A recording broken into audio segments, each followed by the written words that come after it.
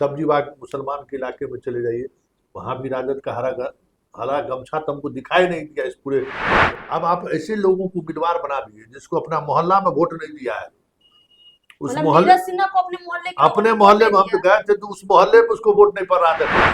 जिस जो कुर्मी और चंद्रवंशी के डोमिनेंस का इलाका है, सिपारा के उस इलाके में हमें जो देखने को मिला कि भाई वो ऑन कैमरा कह रहे हैं कि हाँ हमने बीजेपी को वोट नहीं किया है, और ये चुनाव अगर हारती है बीजेपी हाँ हाँ, तो बिहार तो समझिए कि हाथ से गया ही। देश में भी देश दिक्कत हो स्तर जाएगी। पे जो अनुमान निकलता है वो ये लगता है कि बीजेपी और जन स्वराज के बीच में बहुत कांटे की टक्कर, एकदम 19-20 वाला अंतर दिख रहा है, और कि जन स्वराज पहले नंबर पर है, यानी प्रशांत किशोर चुनाव जीत रहे हैं। नमस्कार, आप देख रही है पीओ भारत और आपके साथ मैं हूं अर्पिता, और हमारे साथ है वरिष्ठ पत्रकार संतोष सिंह। आज के इस वीडियो में खास तौर पर हम एग्जैक्ट आपको बताने जा रहे हैं कि बांकीपुर के चुनाव में सबसे ज्यादा किन मतदाताओं ने वोट किया है और बांकीपुर का परिणाम क्या हो सकता है। देखिए, बहुत सारे लोग अपना अपना अनुमान लगा रहे हैं, लेकिन हम लोग लगातार ग्राउंड पर थे। संतोष सर भी लगातार ग्राउंड पर थे, चुनाव का विश्लेषण कर रहे थे, और हम लोगों ने भी जनता के बीच जाकर जो कुछ भी देखा वो हैरान करने वाला था।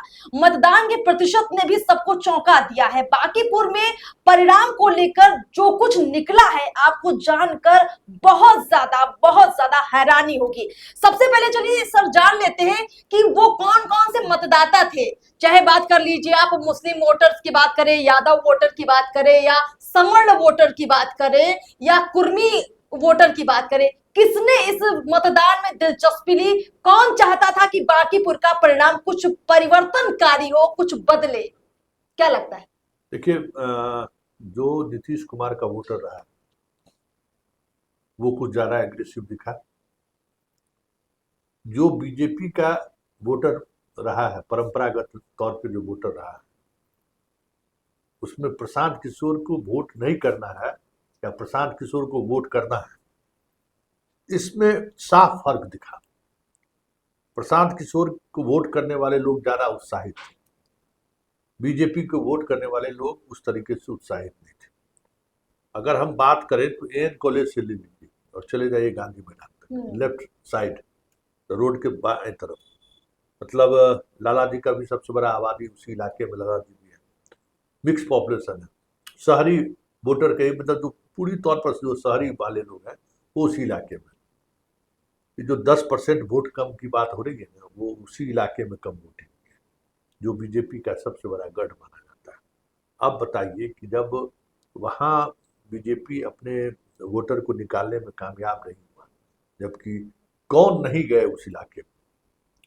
पवन सिंह, मनोज तिवारी, सम्राट चौधरी, मतलब प्रधानमंत्री मोदी और शाह को छोड़ दीजिए तो बीजेपी के तमाम बड़े नेता मैदान में उतरे, अब बढ़िया से हाथ जोड़ जोड़ के वोट भी मांगा है। एकदम डांस उसका किए तो देखे ना, ये इंजीनियर मंत्री जो है सो डांस तक किए। जो बक्सर वाला जो विधायक बना है पूरा गिटार उटार बजाया, मतलब हर तरीके से।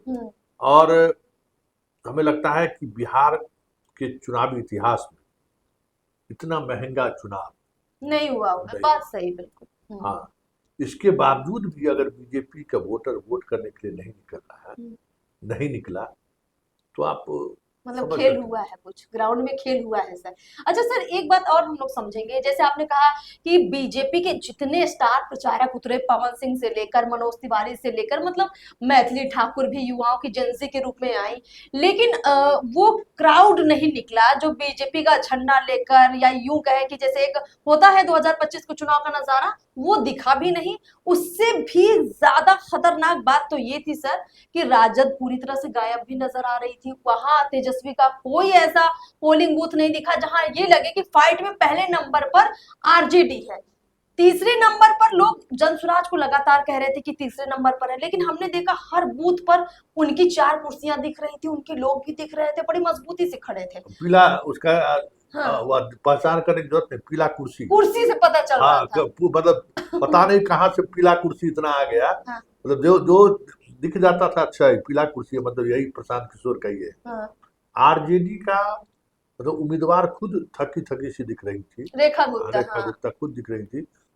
जहाँ यादव जक्कनपुर के इलाके में जहाँ यादव की बड़ी आबादी है, वहाँ एग्रेशन नहीं दिखा, वहाँ आरजेडी के पोलिंग एजेंट उत्साहित नहीं दिखे। हम्म, सब्जी बाग मुसलमान के इलाके में चले जाइए, वहाँ भी राजद का हरा गमछा तो हमको दिखाई नहीं दिया इस पूरे घूमते हुए। हम्म, नहीं दिखाई दिया कि उसका पोलिंग एजेंट या समर्थक हरा गमछा लगा के कहीं घूम रहा हो। हम्म, मतलब आश्चर्य की बात ये हुई कि जहां भी झड़प हुआ, अभी तक झड़प की खबर आ रही है, और हमें लगता है कि चुनाव के बाद शहरी कंस्टिट्यूंसी में अगर हिंसा की खबर आई तो कोई बड़ी बात नहीं होगी कि बांकीपुर में कहीं हिंसा भी हो। पटका पटकी हुई भी तो बीजेपी और हाँ, जनसुराज के जनसुराज बीच के हुई बीच है। हुई। राजद का यहाँ कोई खेल नहीं था, राजद कुछ कहीं नहीं था। कुछ नहीं। हाँ, तो ये जो दिखा रहा है, अगर जनसुराज का तो भाई यहाँ कोई कार्यकर्ता भी नहीं था, कोई नामलेवा नहीं था। पिछले हाँ, बार चुनाव लड़े थे, किसी तरह से 7,000 वोट आया था। और वो अगर बीजेपी को बता, अच्छा कई जगह पर तो हमने देखा कि बीजेपी के समर्थकों पर चढ़ चढ़ गए जनसुराज। जनसुराज वाले, हाँ, ज्यादा भारी पड़ गए। ज्यादा ज्यादा भारी पड़ गए। एक जगह ये जो आपको एएन कॉलेज के उस तरफ के रास्ते में एक बूथ पर जो है सो खबर आई कि भाई बीजेपी के एक बड़े नेता बैठ के कब वहाँ हो रहे हैं। जब तक हम लोग पहुंचे तब तक वहाँ प्रशांत किशोर भी पहुंचे, अच्छा, और लिटरली उस नेता को उठ के जाना पड़ा। Booth booth booth Prashant Kishor देख भी रहे थे कि हाँ, कहीं कोई गड़बड़ तो नहीं गड़बड़ हो तो रही नहीं हो है रहा। ना। हाँ, हाँ, एकदम मतलब यमुना अपार्टमेंट के ठीक पीछे वाला वो इलाका था, हाँ। और वो बीजेपी का समझ जाए कि गढ़ वाला इलाका था। वहां पे प्रशांत किशोर पहुंच गए और पुलिस को उनको नेताजी को हटाना पड़ा। सुबह सुबह मीठापुर भी पहुंच गए थे प्रशांत किशोर। पूरा मतलब इलाका जो ये देखा, हमने देखा यहाँ पे खूब रैलियां की, खूब घूमे भी, और चुनाव के दिन भी देख रहे थे कि कहीं कोई किसी तरह की गड़बड़ तो नहीं कर रहा है, क्योंकि ये आपस में आरोप इनके लगातार लगते रहे कि भैया डराया जा रहा है, धमकाया जा रहा है, जबरदस्ती खींच कर लाया जा रहा है। हालांकि ऐसा दिखा नहीं, हमने देखा कि जो वोटर आ रहा था स्वेच्छा से आ रहा था। अगर डराने धमकाने वाली तस्वीर होती तो हमको लगता है वोट परसेंट जो है बहुत बढ़ जाता, पर वो भी नहीं था। एक बात और देखने को मिला कि आप किसी एरू गेरू नथु खेरू को आप खड़ा कर दीजिए और चुनाव जीत के चला आएगा। ऐसा भी नहीं। आज दिखा, हाँ, आज बीजेपी फील्ड में इसलिए कमजोर दिखा कि सामने उसका ही नीरज उम्मीदवार था। अगर बंटी रहता तो मजबूत दिखता, क्योंकि उसका अपना थोड़ा एक धाकड़ वाली छवि है। धाकर वाली छवि है और उसको चीजों को समझ है। अब आप ऐसे लोगों को उम्मीदवार बना दिए जिसको अपना मोहल्ला में वोट नहीं दिया है, उस मतलब मोहल्ले नीरज सिन्हा को अपने मोहल्ले के लोगों अपने ने वोट मोहल्ले नहीं में हम तो दिया। गए थे तो उस मोहल्ले में उसको वोट नहीं पड़ रहा था ठीक से। मतलब अच्छा। होता है ना कि इसके मोहल्ले में तो एक तरफा वोट पड़े, वो नहीं देगा, वहां भी प्रोटेस्ट हो रहा था। तो आज चुनाव के दिन उम्मीदवार के कारण जो एक माहौल बनता है ना, मान लीजिए जैसे बीजेपी के कार्यकर्ता और जनसुराज के कार्यकर्ताओं के बीच अगर कहीं विवाद हुआ, आप उम्मीदवार अगर नितिन नवीन रहते तो तुरंत पहुंच जाते, प्रशांत किशोर और नितिन नवीन आमने सामने होते तो बीजेपी के कार्यकर्ताओं का मनोबल भी बढ़ता। अब राष्ट्रीय अध्यक्ष और मुख्यमंत्री के लिए कोई कार्यकर्ता जान नहीं देगा, या कोई कार्यकर्ता उस हद तक नहीं पहुंचेगा, इसलिए बीजेपी के कार्यकर्ता का मनोबल गिरा हुआ था। गिरा हुआ मनोबल था। अच्छा। कि हम किसी को टिकट दे देंगे ना, अगर रिजल्ट बाएं दाएं हो गया तो समझिए कि बीजेपी के लिए बड़ी सीख होगी कि आप अपने ऐसे कॉन्स्टिट्यूंसी में, जिस कॉन्स्टिट्यूंसी में आपको हराना मुश्किल है, उस कॉन्स्टिट्यूंसी में भी आप उम्मीदवार की वजह से हार जा रहे हैं, तब तो 2029 का तो अलग सब मतलब इंडिकेट हो जाएगा, इंडिकेटर हो जाएगा कि भाई सब कुछ मनमानी अब आपकी नहीं चल सकती। आप उम्मीदवारों के चयन में थोड़ी बीजेपी सब चूकी है उम्मीदवार के चयन में, है ना? जरूर थोड़ा असर दिखा है। अच्छा सर, ये भी मैं जरूर आपसे पूछूंगी। हमने देखा कि वैसे तो कुल 25 उम्मीदवार थे, लेकिन चर्चा इन्हीं 3 उम्मीदवारों की थी, बीजेपी, जनसुराज और राजद की, और इन्हीं के बीच में जो है फाइट जोरदार तरीके से लोग कह रहे थे, लेकिन अंतिम अंतिम में ये फाइट दो तरफा हो गई। बीच में त्रिकोणीय लोग बोल रहे थे, लेकिन अंतिम में बीजेपी जनसुराज दिख रहा था, साफ दिख रहा था।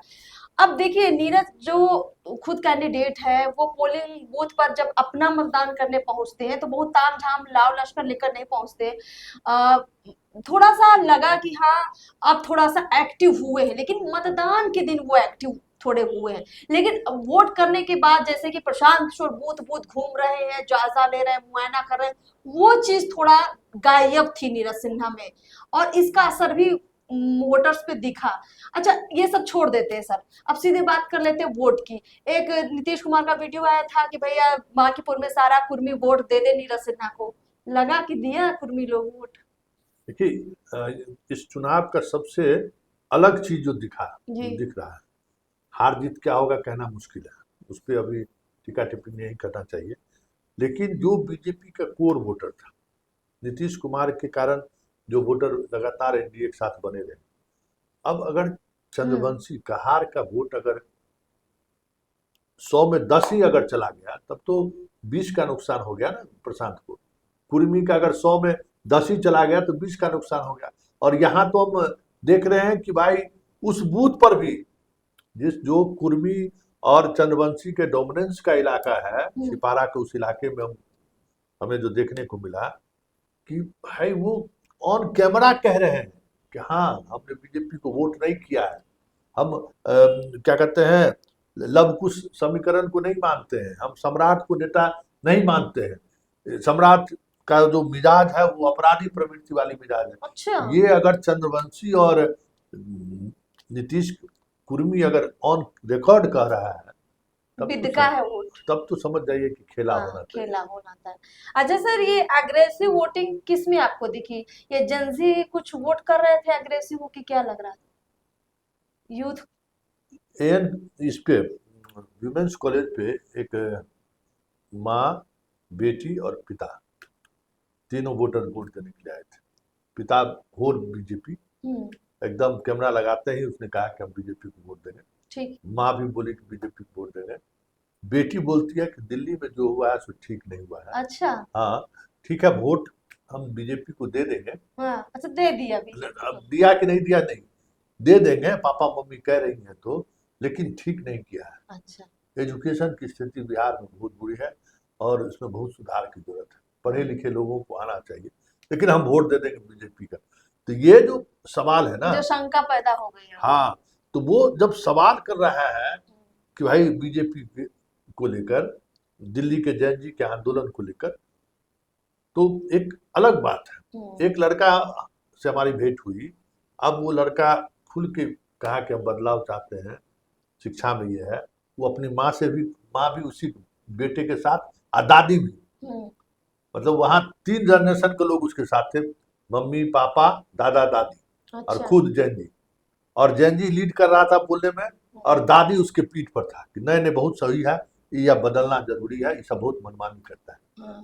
तो ये जो जैन जी का जो फैक्टर है, वो जैन जी फैक्टर कुछ काम करेगा। हाँ, वो हमें लगता है कि तो बीजेपी का पॉजिटिव कुछ नहीं दिखाई दे रहा है।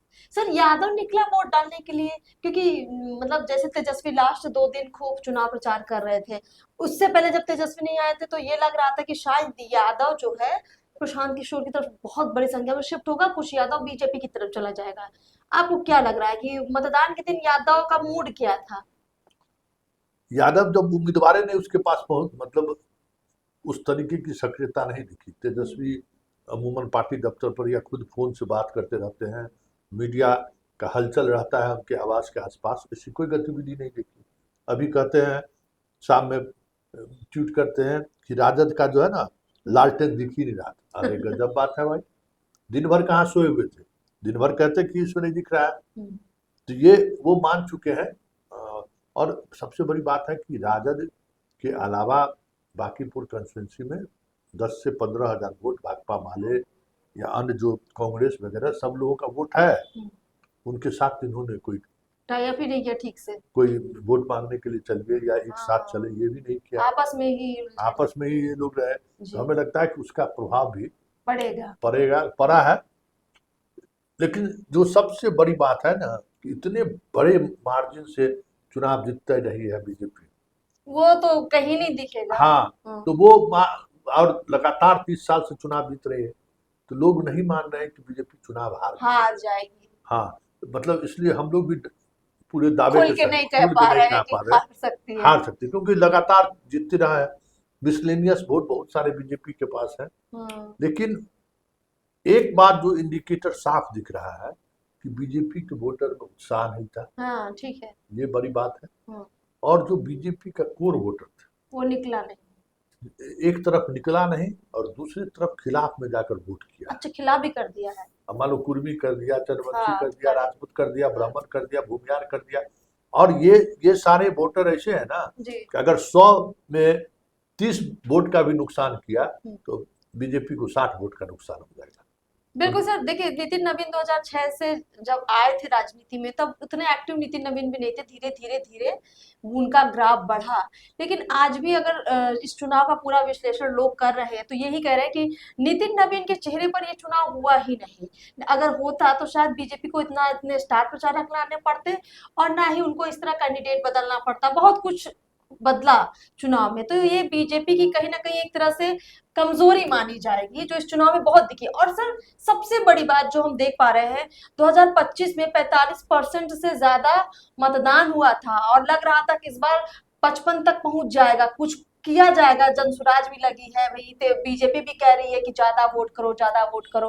पर इतना कम मतदान हुआ, इतना कम मतदान हुआ, मतलब ऐसा लगा कि वोटर्स को दिलचस्पी नहीं है। जहां जहां ये पार्टियां गई, खींच खींच कर लाई, रिक्वेस्ट किया, हाथ जोड़े, तब जाकर वोटर आया वोट देने के लिए, नहीं तो लोगों की दिलचस्पी नहीं थी। देखिए बांकीपुर से 2 संदेश से चुनाव में जो जीते आ रहे हो अलग बात है, लेकिन 2 संदेश तो साफ दिख रहा है कि आप अगर बड़े नेता हैं तो आप अपने कुत्ता के गले में भी घंटी बांध दीजिए और लोग उसके घंटी को सलाम करने लगे, नहीं चलेगा, नहीं चलेगा, नहीं चलेगा, नहीं चलेगा, ठीक।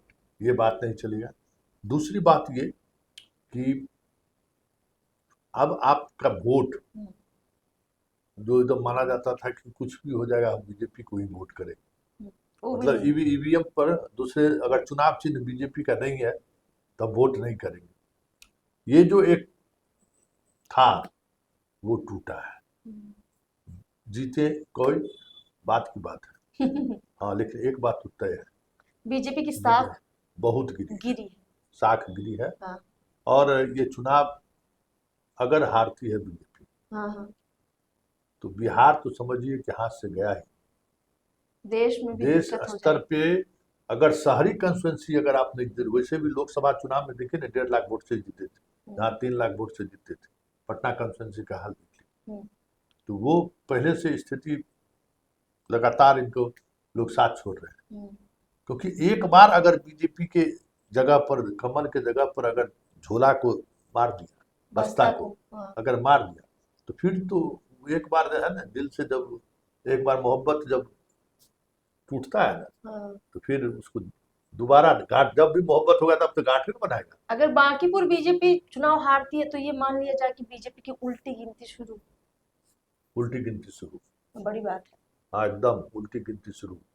और सिर्फ उल्टी गिनती नहीं, ये जो अभी सरकार है ना, इस सरकार की भी उल्टी गिनती शुरू हो जाएगी। बिल्कुल। देखिए कुल मिलाकर सर आपसे बातचीत करके और तमाम रिपोर्ट्स को देखकर, आपकी ग्राउंड रिपोर्ट्स देखकर जो अनुमान निकलता है वो ये लगता है कि बीजेपी और जनसुराज के बीच में बहुत कांटे की टक्कर, एकदम 19-20 वाला अंतर दिख रहा है। और मतदाताओं के रुझान से कई बार ये लग रहा है कि जनसुराज पहले नंबर पर है, यानी प्रशांत किशोर चुनाव जीत रहे हैं। लेकिन कई बार ये भी लगता है कि हो सकता है कि गुपचुप तरीके से कुछ ऐसा वोटर भी निकला हो जिसे बीजेपी को आराम से वोट देकर उसे ही जिता दिया हो, लेकिन राजद की कोई यहाँ पर जीत की बात है ही नहीं। तो यहीं पर 19-20 का मामला है। आप देखते हैं कि फाइनल परिणाम क्या निकलता है। फिलहाल चुनावी विश्लेषण में ये बात साफ है कि बीजेपी को थोड़ा सा राष्ट्रीय पार्टी होने के नाते, देश भर में तमाम राज्यों में सरकार होने के नाते, केंद्र में सरकार होने के नाते बांकीपुर में जो कुछ कर गए वो इमेज के खिलाफ गया है, एकदम खिलाफ गया है ना सर। बिल्कुल। चलिए सर, बहुत बहुत शुक्रिया आपका पूरी बातचीत के लिए, बहुत बहुत शुक्रिया सर आपका। तमाम दर्शकों का भी बहुत बहुत शुक्रिया। लगातार आप हमारे साथ जुड़ते रहिए। नमस्कार।